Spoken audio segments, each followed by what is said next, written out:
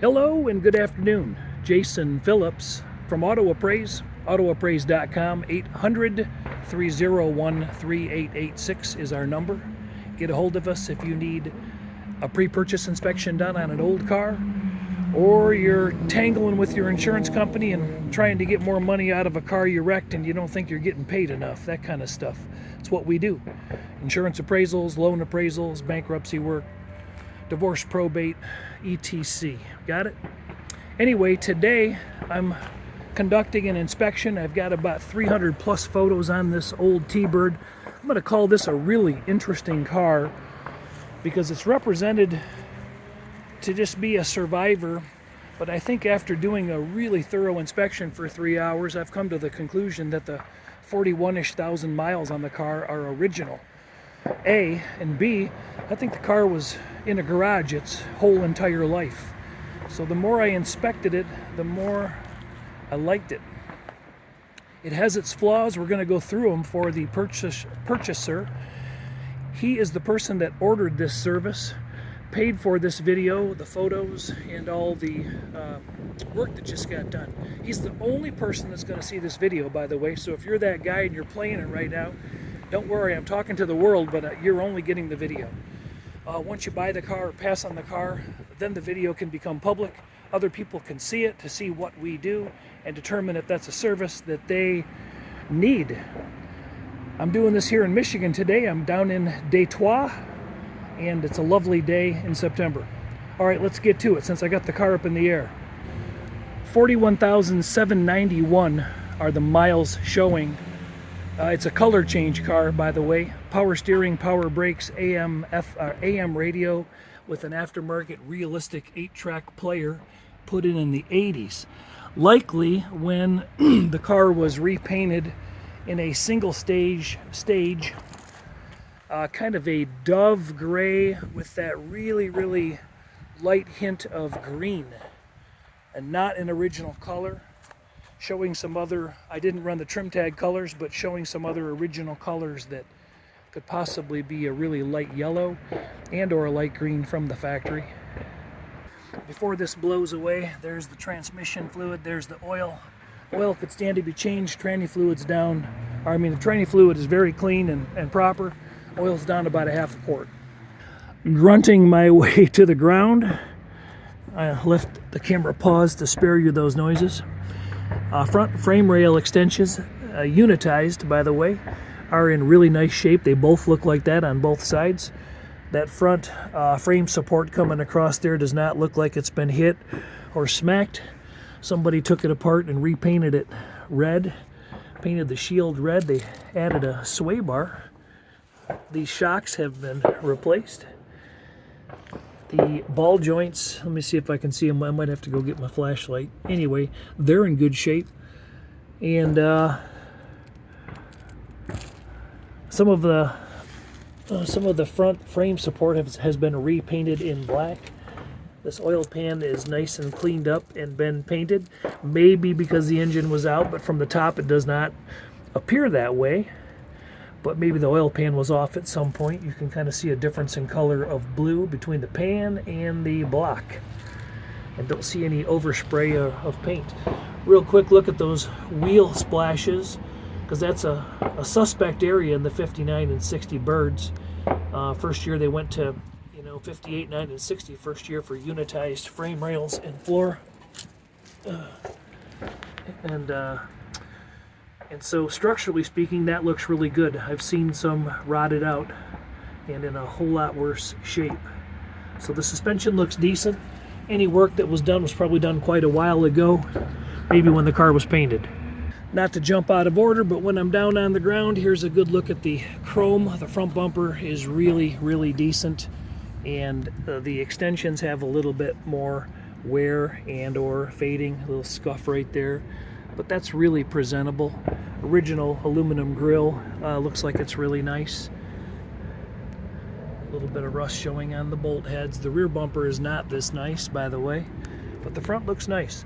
Those lenses are in good shape, and the turn signals work, by the way, inside and out. Headlights and bright lights work inside and out. Okay, this time I learned, and I got my flashlight with me, and I even brought a backup. For starters, let's talk about the weep holes on the rockers. They all look like that, front and rear. You can see a little red oxide primer, typical of the 80s. And a little lackluster in the finish down low on the rockers, but the digital paint meter really liked this car. I'll show it to you in a little while. A little bit of filler in this area on both sides. And one of these rockers had a little lack of adhesion in this area. I think it was this one. But look at the structure down here. Let me get some lights going on. Here's our rear wheel splash. Very nice. Floor pan. Very nice. Unitized rail connection up there. Really nice. Nice and solid.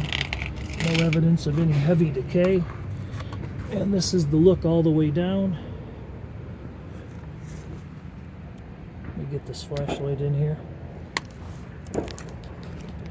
Right there, a little bit of a deterioration, not much. Nothing major. I pulled the carpet up on the inside of the car because it was easy. Not because it sounds like it was really hard to do. It wasn't hard to do at all. I'll show you if I think of it. But anyway, look at these floors, man. They're probably my flashlight's going to quit in a minute. Floors are great, aren't they? Unitized rails, those are not all caved in. They got some flat spots, but that happens. And looks like somebody hit that one with a hoist pad too. That exhaust pipe, that could be what's causing a little bit of the exhaust leak. There is one. Fuel lines and brake lines are largely original. They come down here. They run all along the inside of the lip of the pinch weld. But anyway, this is what the floor looks like. I wasn't going to bother showing you the other side, but I guess I'll hop over there because there's a spot over there that's worth talking about. So let's do this again. Hope I'm holding my camera from the right corner this time. We're in front of the rear tire. See? And again, a little lackluster work common to the $1,200 or $1,500 paint job of the 80s, which is what I'm guessing happened. But let's go along this floor pan and the pinch weld. And again, real solid right ahead of the rear tire splash.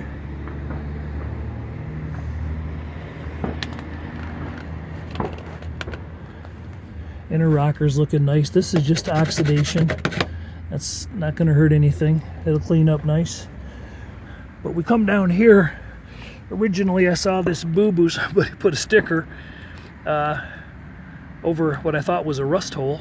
And it probably was a small rust hole because you see some little rust perforations happening here. Nothing horrific. They look very old, by the way. And but here's where a hoist pad caught the car. Let me see if I can get better light on that. I'm not liking that much, but somebody lifted there. Oops. And probably jacked it up, so they did a little $10 repair on it.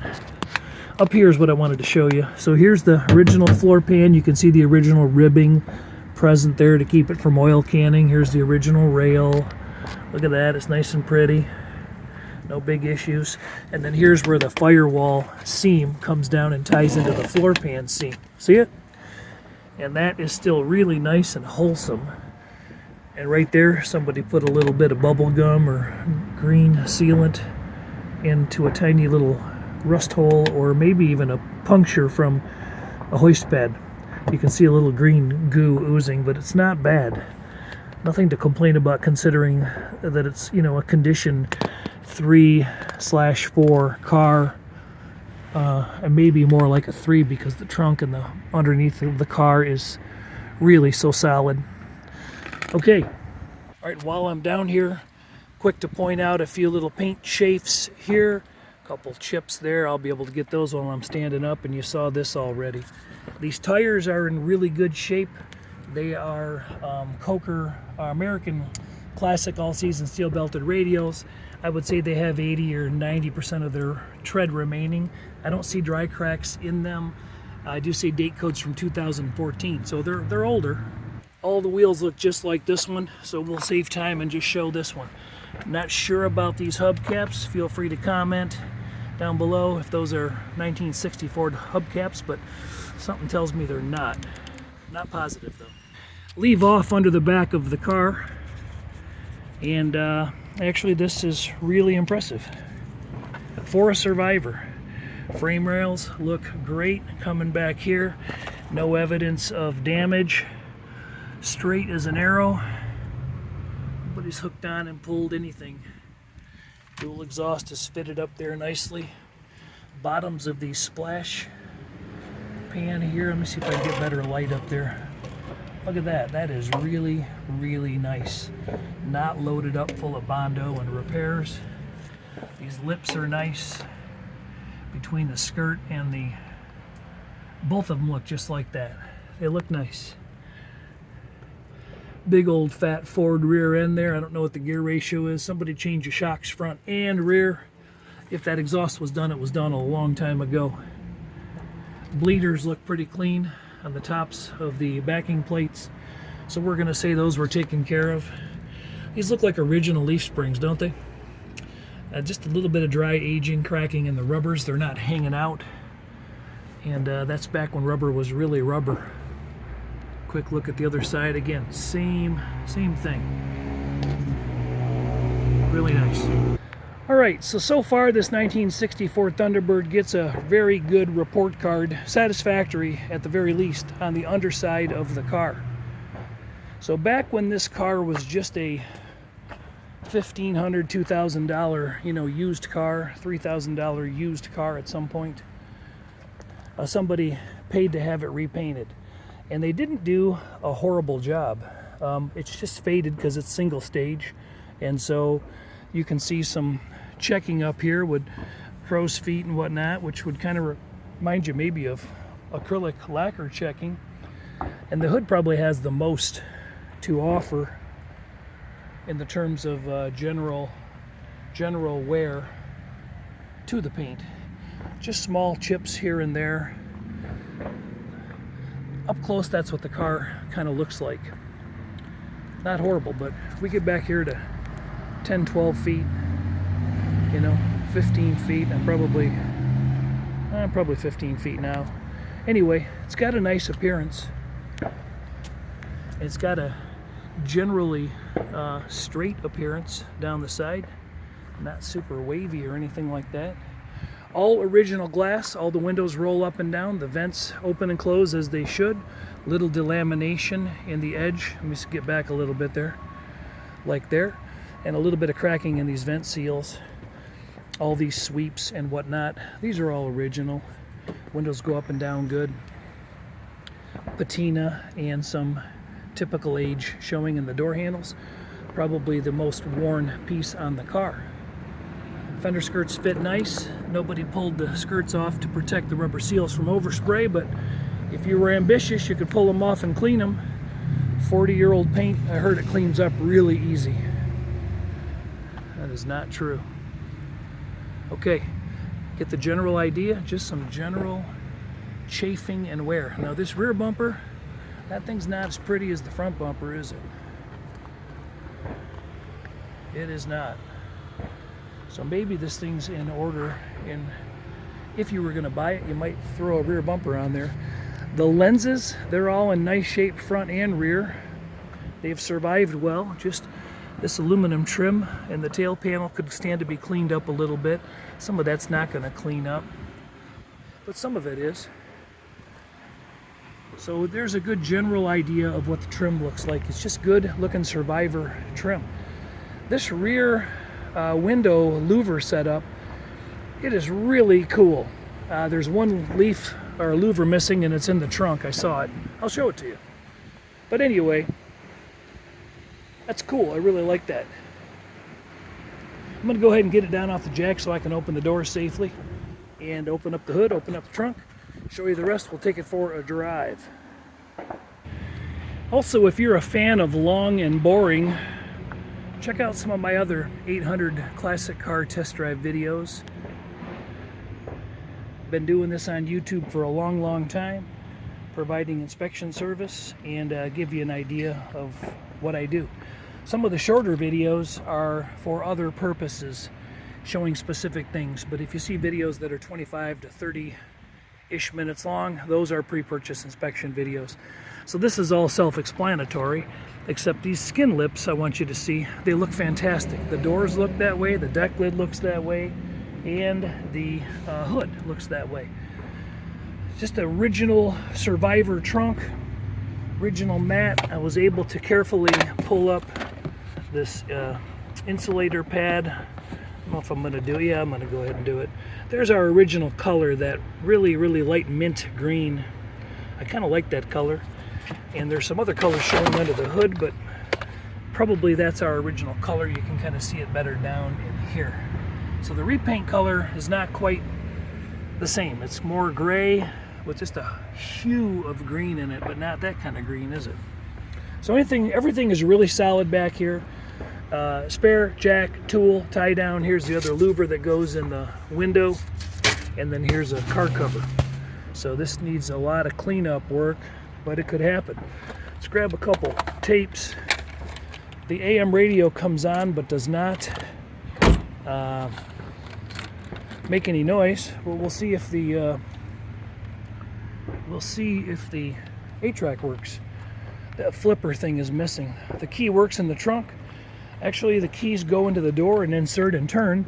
This rod must be popped off on the inside because it's not working, but the other one works. The doors open and close nicely, and they don't have much drop to speak of, so they don't really even need to be forced. I'm on a little bit of a hill. Again, little patina, little pitting. Window condition, the same. Little rubber seal piece missing down there, but the vents open and close nicely. It's a decent original windshield. You do have a whack right there, but it's kind of out of the driver's vision path. It's not bad. I think I would still use it. Okay, under here, don't know what is happening, but we have a yellow. That is definitely not green, is it? I don't see where the car was cut or sectioned from underneath, so I'm guessing that somebody shot this in maybe like a, I don't know, it doesn't look like a DB primer yellow because it's got a little bit of sheen to it, so hard to say what they were thinking. Here's a tape line, and here's where they decided that they ran out of paint, I guess. I don't know. Kind of silly, but that's what it looks like. But again, look at the seams on this hood. They are wonderful. And the whole structure underneath here, everything's super solid. The rails are really in good shape. Power steering box looks like it has been out and serviced or replaced. Shocks again. Here's our original control arm bushings. I don't think these were changed ever, and there's really light dry cracking in them, leading me to believe that they're really good low mileage original ones. Carburetor's been replaced. Aftermarket fuel filter added. So the underside of the hood, you can kind of see what's going on here. Transmission was reportedly changed, or replaced rather, or rebuilt. How about we go with the right word there, Jason? Rebuilt in 2023. And I haven't seen any proof of that. Radiator core looks like it's in great shape. Antifreeze, by the way, is in clean enough condition. A little watery, but there's some green in it. So there we go.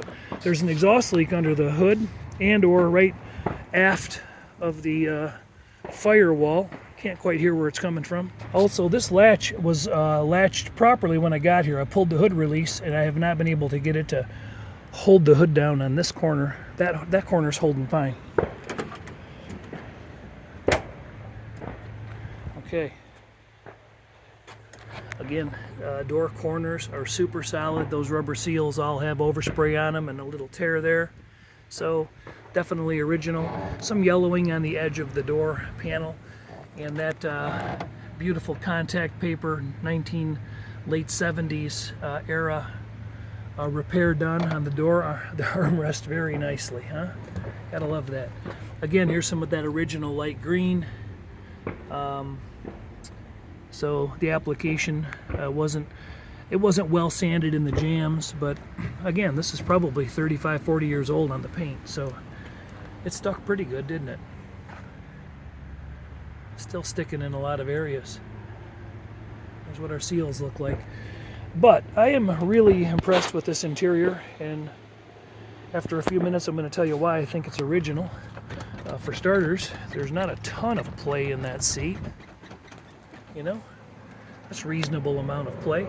Entry wear, real reasonable. This little piece of plastic has got some tape on it. It's broken. And the seats fold up and down nicely. Very, very, very clean. That back seat doesn't look like it got a bunch of use ever. Side panel, quarter panel trim, and the stitching all looks nice. Package tray area all looks nice. It's kind of sexy on this era of Bird. Love the back seat shape. Original perforated headliner came apart. The stitching just kind of came undone on that section, but the rest of it looks pretty nice. The dome light is not coming on. Don't know why. That's going to be somebody else's job. This drab olive green carpet kit looks original, showing some wear. Just not bad though. Doesn't smell horrible, which is kind of important. 8-track. So the shape of this console, the ashtray doors work, the glove box works. Look at how nice it's kind of impressive. A little bit of green duct tape or similar holding our cardboard liner together. But this is in beautiful condition. No real heavy pitting on the trim. No real wear in the gauge faces or lenses. The steering wheel is in remarkable condition. There's no big cracks or chips. There's a little split in the stem and some age inside this horn cap. But the interior really is really nice. These vinyl visors, they go up and down and they stay put. But you can tell they're old and a little bit crusty. So let's fire it up, listen to it. There was a little puff of smoke on the inside when I first started it in the warehouse. I don't know how long it's been sitting. Turn the key forward and we've got a proper oil and generator light. That's supposed to happen. And we see the gas gauge is working because it's raising. Oops, can you see that? There we go. It was down at the empty mark. The clock is not working. To double check, we'll just set that at 12 o'clock. Okay, car's got to be started in neutral. And by the way, the neutral safety switch needs adjusting or replacing because the car will start in reverse. Ask me how I know. Okay, there we go. And now I'll throw it back in park. I mentioned that the headlights, bright lights, tail lights, parking lights, turn signals all work, both inside and out. The only thing I wasn't able to check is the brake lights on my own out here. And I can hear a little buzzing on the radio. Can you hear it? Couldn't hear that earlier because we had something inserted. This is going to be really quick because I don't want Google to take my video down for copyright infringement of Willie. Everybody knows Willie. Okay, that's all we're going to play on that. Okay, there we go. There's my off button and it's off. The engine itself sounds pretty good. I hear a little exhaust leaking somewhere between that manifold. Could be at the dump. Hard to say. But those are pretty easy to get to, so hopefully somebody can do some service.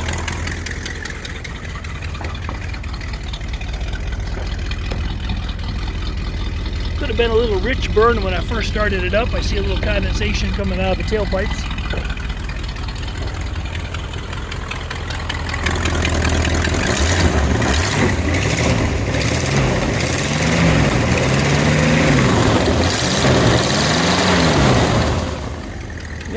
this, and that's what it was. Let's drive it. Maybe the hood will be will favor me and this latch will work. Nope, that's going to need some grease or service. Oh, let me pull these up while I'm thinking of it. Look at these floors. Really, really nice.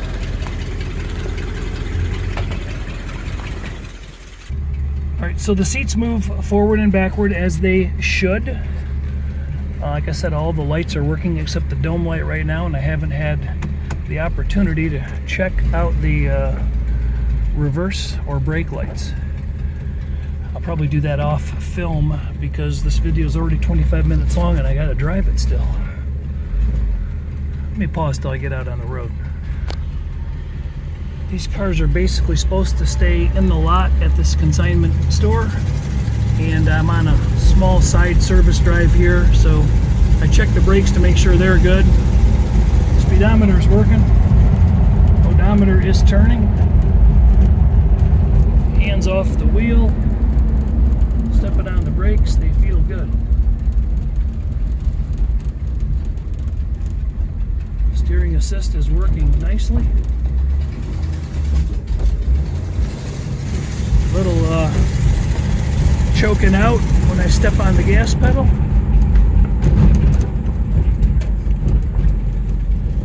Yeah, the brakes seem to respond nice. And steering is working good. Okay, no clock.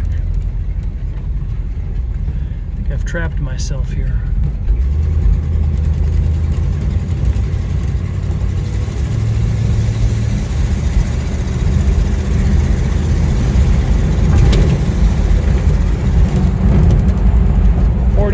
Hands off the wheel. Stopping nice and straight.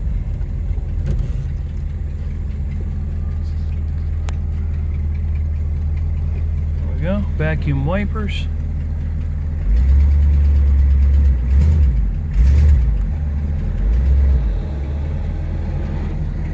Something else I noticed, the heat fan, the blower fan rather, it works on low and high. The cables slide free, but the blower fan will stay on after the key is off, so you gotta be careful and don't leave it on.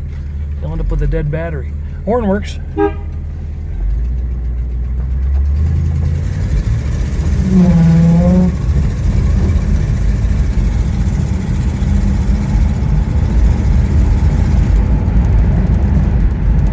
Stepped on the gas kind of heavy and heard a bit of a honing noise, vacuum noise, or maybe something. See if I can get that to happen again.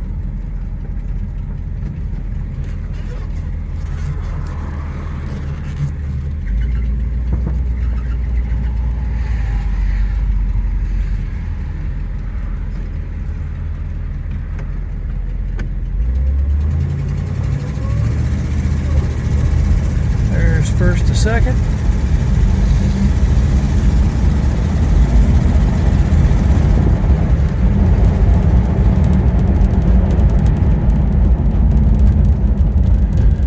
To respond pretty good.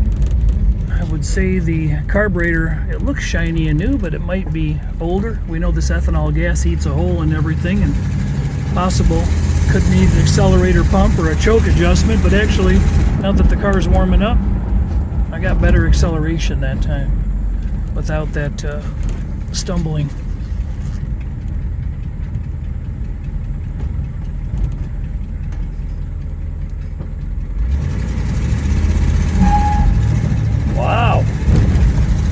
That's surprising. Burning rubber in a 1964 Thunderbird. Okay, I'm going to hit the pause button and get it back into the seller's parking lot. So on the final wrap up, I think here's my take.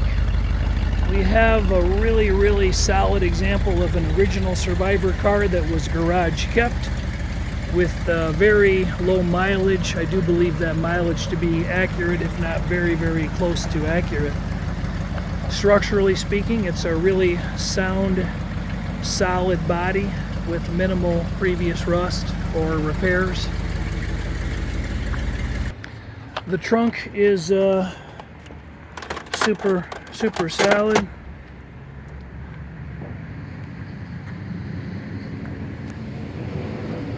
Cosmetically, changed that rear bumper, and I wouldn't even worry about the jams. They don't really show. Good straight car, nothing really to do on the interior. Maybe change the rear bumper and fix your exhaust leak, change the oil, fix your rear window visor, and you are off to the races. Carburetor might stand to be adjusted, and the hood latch, there we go, that's the other thing. Jason from Auto Appraise wrapping up a pre-purchase inspection down in Detroit, Michigan today. Last time I call out, 800-301-3886. If you've watched this video this far, you are a survivor. And thanks for hanging out. Feel free to leave me any feedback you would like. If you're a T-Bird aficionado or an expert, let us know what you think about this one. It's better than most that I've looked at in this era. That's for sure. Okay, thanks for hanging out. I think for the dealer's advertising this car for under 10 grand, which is, you know, you don't get much for 10 grand these days. So that's another thing I guess I'm considering.